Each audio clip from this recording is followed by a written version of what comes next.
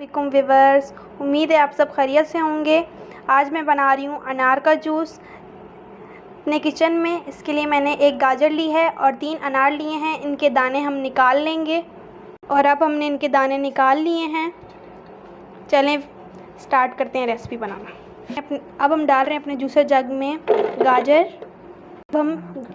अब हम डाल रहे हैं अनार के दाने।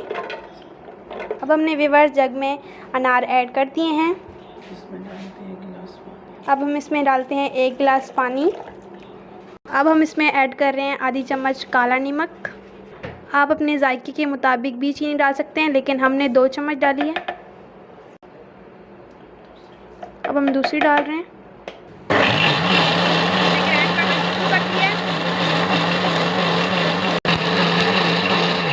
चलिए व्यूवर्स, अनार के जूस को सर्व करना स्टार्ट करते हैं।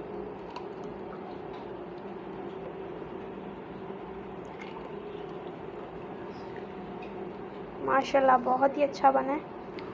व्यूवर, हमारा जूस अनार का जूस तैयार हो चुका है। देख सकते हैं माशाल्लाह बहुत ही अच्छा बना है। आप अपने घर में बनाइए, ख़ुद भी पीजिए और अपने बच्चों को भी पिलाइए। अगर आपको मेरी वीडियो अच्छी लगी है तो मेरे चैनल को सब्सक्राइब कर दें, लाइक और शेयर कर दें। अल्लाह हाफ़िज़, दुआ में याद रखिएगा।